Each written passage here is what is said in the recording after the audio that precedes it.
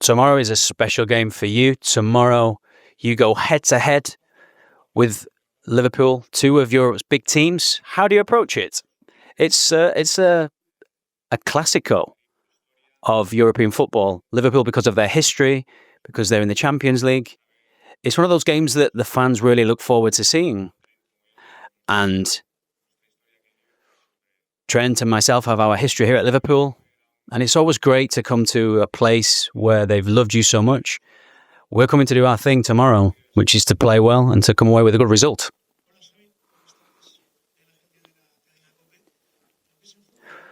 Last year, Mbappé missed a penalty, and he said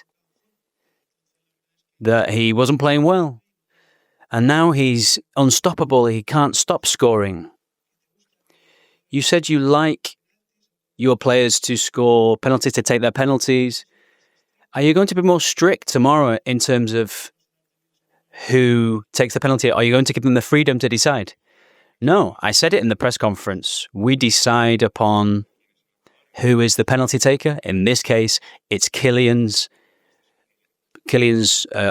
chance to take the penalty, but they will decide also. You've spoken about Trent, who's played here. He has been injured and now he's come back. He wasn't in the squad and wasn't involved in the last game.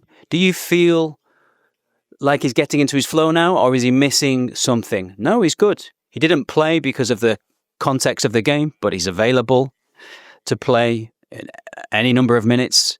Tomorrow he may play. And then after the injury he had, we need his qualities. He has great qualities. He's in a new stage for him, both sporting and physically and mentally. We need to give him what he needs because he's an exceptional player that we have in our squad. I'd like to know, in the 5 years that you were here, you won a European Cup, you were fighting for the league title. You obviously were here with Rafa Benitez. How has all this influenced your career as a manager to take decisions on a daily basis? A lot, because it wasn't just a simple step. I had a long period as a player. I learned a lot from Rafa when I was with him about elite football, to analyze details, to prepare for games. And I always had that curiosity. And that helped me to be in this position where I am right now.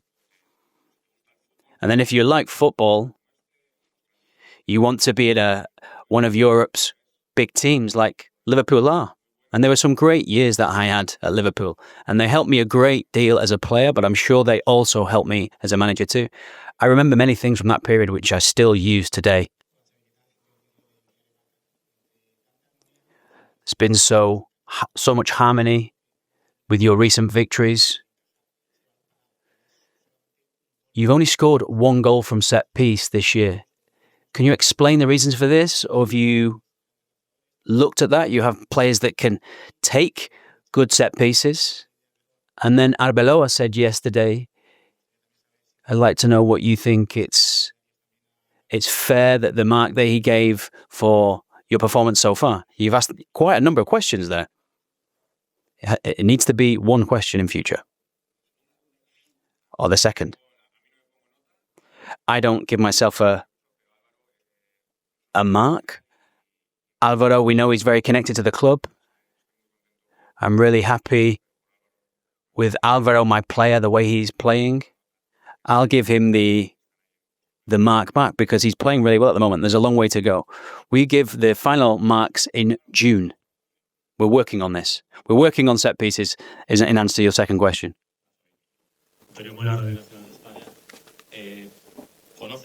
You know Anfield very well, and you know that many times a volcanic atmosphere is created. How can you fight against that, knowing that you're a manager now? What do you say to the players when they're coming into this stadium? There are some crazy minutes that happen in this stadium. What do you say to them?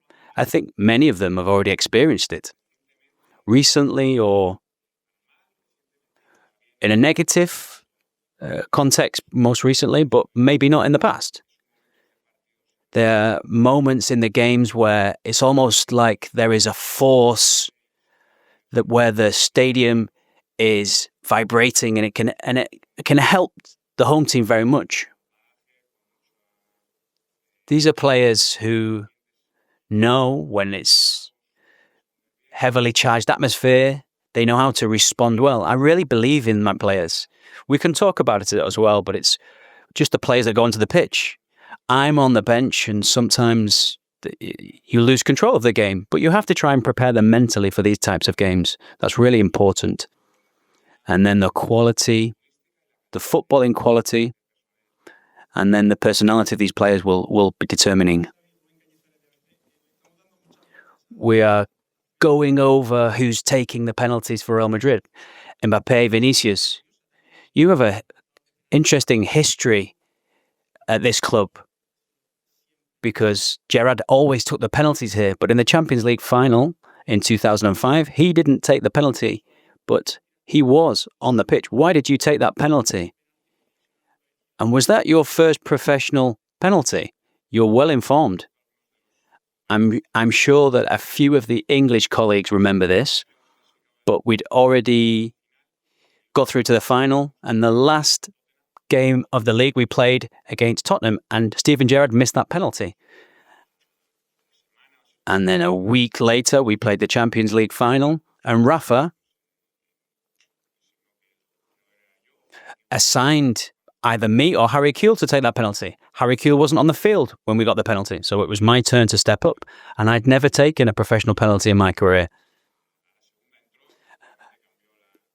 On the rebound, I managed to convert the penalty, and it changed my history as a player, because if I'd not converted that penalty, it wouldn't have been 3-3. I think you remember what happened in that final after that. Hi, Xavi. Last year, you came here to Anfield.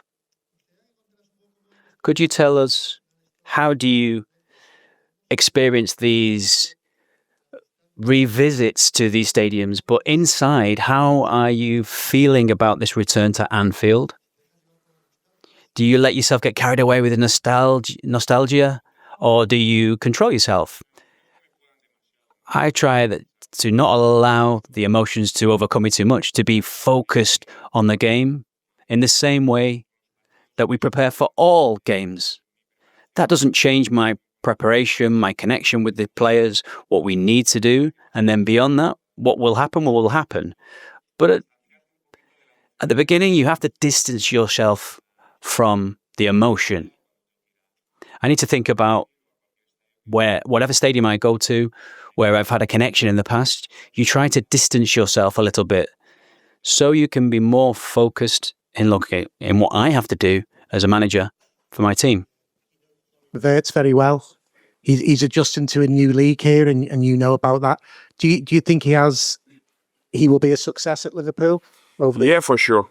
Absolutely. I have no doubts. It could be just a matter of time. For sure, it's a big change for him to come here to Liverpool after so many years in Germany, his whole life, and few years in Leverkusen. He needs to adapt, but he's really special player. He has the quality, he has the personality, he's competitive. So when he makes that tweak, it has happened with great players during the years in the Premier League. And I have no doubts with Flo. He was so special, and probably one of the reasons that I am here is because of Flo. So I am thankful for him, and hopefully not tomorrow, but we are looking forward that he starts showing his quality and his class. Hi, Xabi. You just spoke there about when you return to a former club, you take the emotion out of it, or try to. Have you spoken to Trent specifically about that? Because obviously, towards the end of his career here, he has some bad reactions from the fans, and chances are he might get it again tomorrow. No, we haven't talked about that precisely. We have talked about, sure, about the team, about the club, but he has his own feelings, and he has to enjoy it as well his own way. So I'm not gonna tell him how he needs to feel it. For sure, his history is a little bit different from mine. He's born and bred in Liverpool. I remember him from young age in the academy after coming for the first team, winning the Champions League. So he deserves to enjoy that moment because it's nice to be back, and for him it's gonna be nice. Hola Xavi, aquí al fondo Nico Díaz Menéndez para Televisión. It was surprising that you trained in Madrid and not here. Did you think that perhaps when you see training sessions and something can be taken from them? No, I also did that at Leverkusen. It's not something that I've changed. It's just the way I feel it's better to prepare the game. Not because I'm suspicious of anything or any conspiracy theories or anything like that. It's just the way that I prepare the game. And if I do it in Bayevas, we could control things a little bit better. Here, maybe we're giving clues to our opponents. I don't think it would be the most intelligent thing to do, to train here.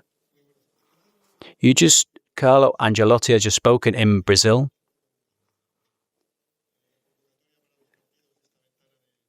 Ancelotti has spoken about the international date. He mentioned Vini as well. He said, I spoke to Vinicius. And he said he committed an error with Xabi Alonso. I don't know if people in football have seen what we all saw. I've already spoken about the issue with Vinicius. I think it was really important that we spoke about it on Wednesday. Important that he spoke to his teammates about it. And it was just left and underlined after that and finished. We don't want it to happen again. And it was closed. The chapter was closed. And that's where it stayed. 2 final questions.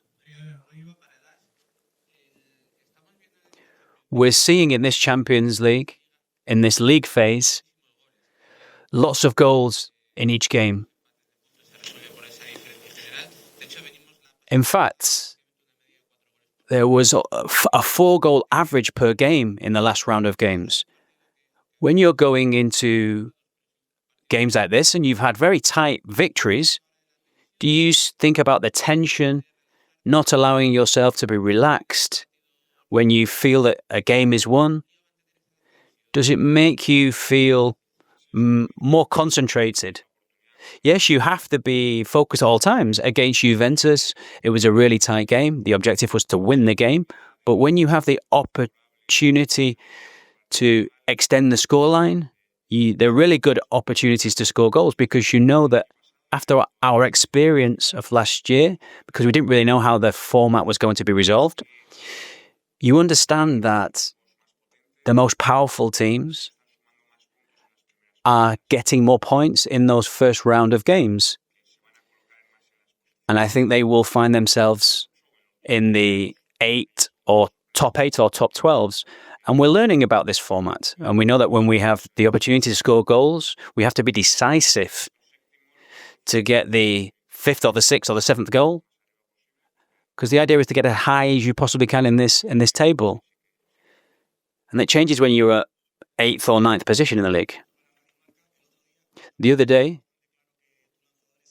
you made it clear that your penalty taker was Kylian Mbappé. If there's a foul just outside the area, who would you like to take it? Kylian Mbappé? Or we have many that can take those free kicks. Kylian is one of those. But they have to decide that on the field. We guide them. And we know that there are other players that can take free kicks, depending on how far out it is or the profile of that free kick. And then they will decide upon what to do themselves.